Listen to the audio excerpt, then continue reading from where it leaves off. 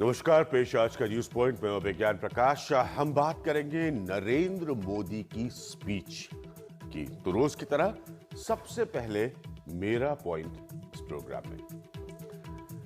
नरेंद्र मोदी के रविवार के भाषण में दो बातें खास थी। पहले सियासी बात करें तो उन्होंने राहुल गांधी के भाषण और उसके कई हिस्सों का जवाब दिया, लेकिन दूसरी बात मेरे हिसाब से ज्यादा अहमियत रखती है। अभी तक लोकसभा चुनाव से जुड़ी बहस भाषणबाजी या नारेबाजी बहुत लोक लुभावन तरीके से हो रही थी, पॉपुलिज्म से हो रही थी। सरकार कैसे चलाई जाएगी या सरकार देश को क्या देने वाली है, इन पर कोई बात नहीं कर रहा था। इसकी शुरुआत नरेंद्र मोदी ने जरूर की। हालांकि उनके बहुत से एजेंडे पर बहस होगी और होनी भी चाहिए, लेकिन उन्होंने अपने विजन की बात करनी शुरू की। भाषण में कुछ बहुत पुरानी बातें थी, जैसे कि रामदेव का काला धन का मुद्दा, लेकिन ये कारगर ढंग से कैसे संभव होगा, इसका रोड मैप नहीं बता पाए नरेंद्र मोदी। कुछ नए जुमले भी सामने आए, जैसे टेप रिकॉर्डर पर नहीं बल्कि ट्रैक रिकॉर्डर पर निर्णय करें। देश कमिटियों के बोझ में दब गया है, देश को कमिटियां नहीं कमिटमेंट चाहिए। एक और खास बात नरेंद्र मोदी ने की जो संघीय ढांचे से जुड़ी थी, यानी कि फेडरल स्ट्रक्चर, कि अगर किसी क्षेत्रीय महत्वाकांक्षाएं हैं तो इसको एक मौके पर के तौर पर देखे जाना चाहिए।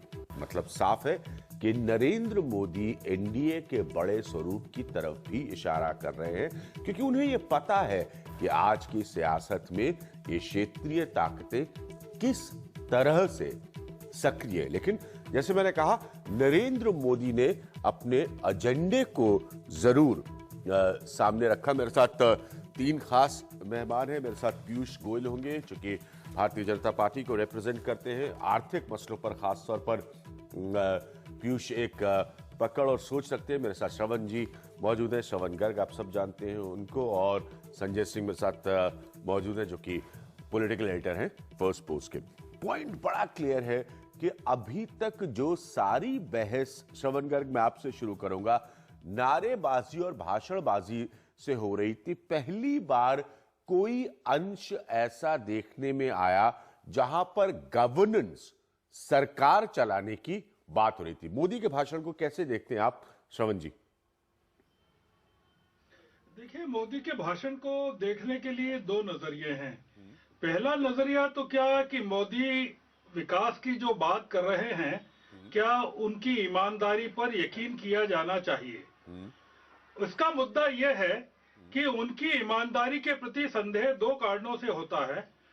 पहला तो कारण यह है कि कांग्रेस जो आरोप लगाती रही है हिंदुत्व का और सांप्रदायिकता का, तो क्या भारतीय जनता पार्टी ने विकास के मुद्दे के जरिए अपने को उस एजेंडे से मुक्त कर लिया है, या बीजेपी ने नरेंद्र मोदी के नेतृत्व में अपने पुराने एजेंडे को छोड़ दिया है या स्थगित किया है।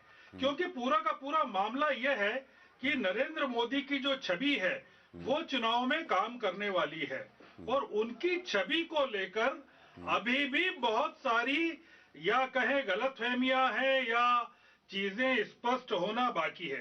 पहली चीज यह।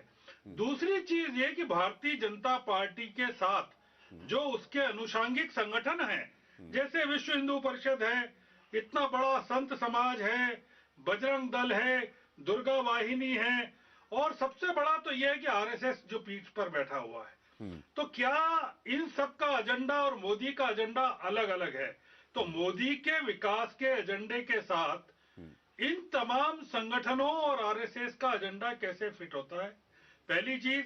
और मोदी की नेक नीति और ईमानदारी पर हम कैसे यकीन करें कि जो विकास का एजेंडा वो दे रहे हैं वो किसी चुनावी रणनीति का हिस्सा नहीं है, बल्कि उनका हृदय परिवर्तन है, और वो देश में एक नए किस्म का साम्राज्य स्थापित करना चाहते हैं। ठीक है संजय, पीयूष गोयल के पास हम जाने की लगातार कोशिश कर रहे थे। मोदी ने एक बड़ी दिलचस्प लाइन का इस्तेमाल किया कि ट्रैक रिकॉर्डर को देखिए, टेप रिकॉर्डर को मत सुनिए, ये नरेंद्र मोदी ने कहा, और जैसे मैंने कहा कि कम से कम उन्होंने अपने एक एजेंडे को सामने रखा। वो कितना हजम होता है वो बहस का विषय है। संजय,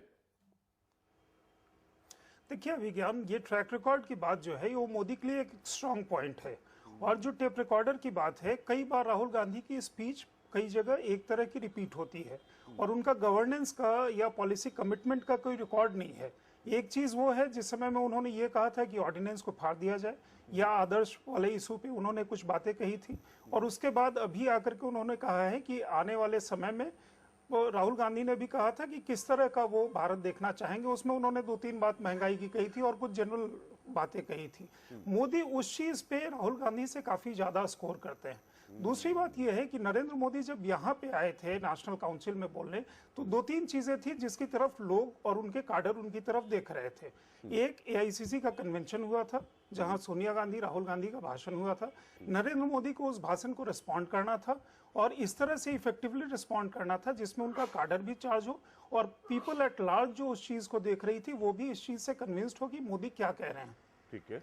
दूसरी चीज यह है कि एक नया आप का उदय हुआ था, उसको भी नरेंद्र मोदी को अपने स्पीच में किसी और ढंग से काउंटर करना था। हालांकि ये अपेक्षित था कि वो सीधे सीधे उसका नाम नहीं लेंगे।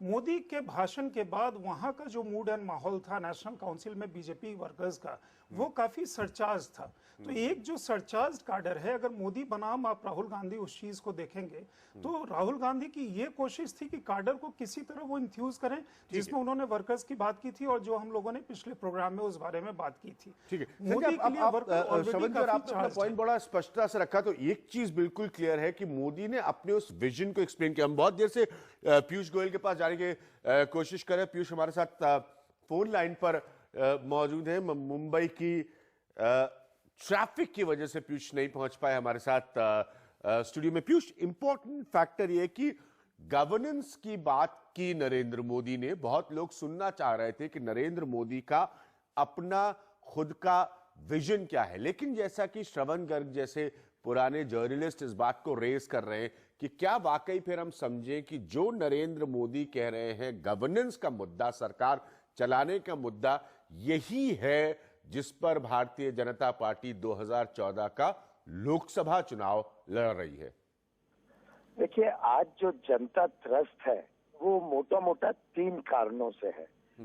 एक तो महंगाई से लोगों तक जो परेशानी हुई है, महंगाई की वजह से जो माता बहनों को घर चलाने में दिक्कतें आ रही हैं, वो एक तरीके से देश के सामने बहुत बड़ी समस्या है।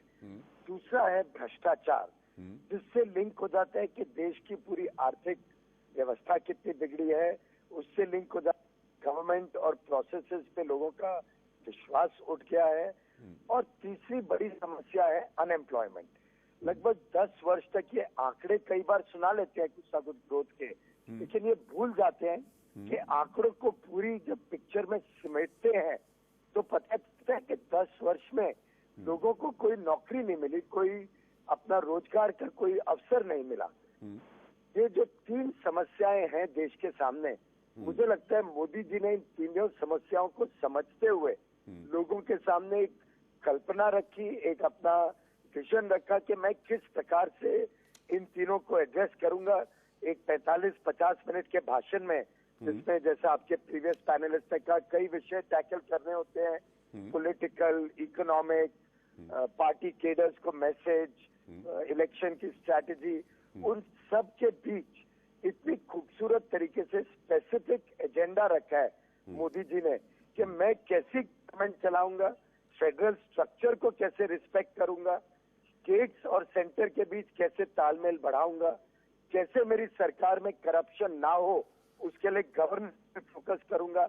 और इन सब चीजों के लिए उनका ट्रैक रिकॉर्ड गुजरात का पूरी दुनिया और देश के सामने है।